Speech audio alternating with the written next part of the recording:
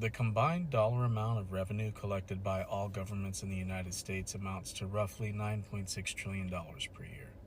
So where did all the revenue and tax money go? Welcome to episode 5 of Capital Gains. Since 1980, we've witnessed the largest transfer of public wealth to private hands in American history. Let's do a quick comparison of the numbers. In 1980, $250 billion in total public to private transfers occurred annually.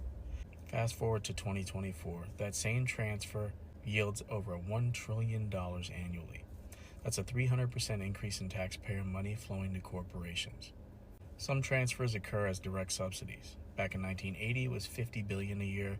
It was up to $181 billion in 2024. Make no mistake about it, that's $181 billion in handouts. Other transfers occur as government contracts.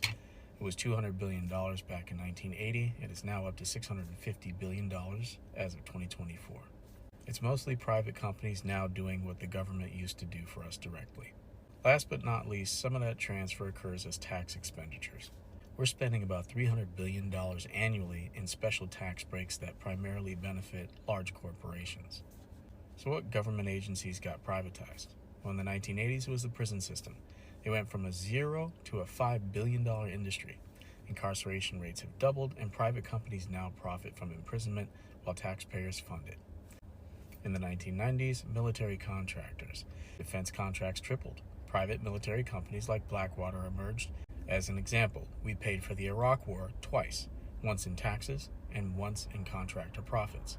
In the 2000s, it was infrastructure. Toll roads, water systems, public transit, all sold off to private companies. You pay taxes for the infrastructure, and then you continue to pay again and again to use it. In the 2010s, education and healthcare.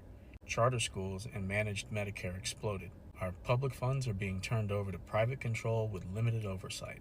And there's a huge gap in accountability. Public agencies have to comply with the Freedom of Information Act, meet Civil Rights Act standards, follow equal employment requirements, hold public hearings, answer to elected officials who represent the public, and submit to Inspector General oversight.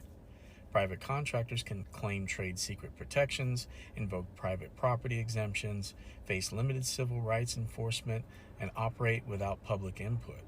They also avoid democratic accountability, and they're self-regulatory. The result here is that your tax dollars fund a shadow economy that you can't even see, you have no control over, and that doesn't have any accountability. And it continues to get worse. The system doesn't just waste your money, it funds discrimination against millions of Americans. How? I'll explain in episode 6 of Capital Gains.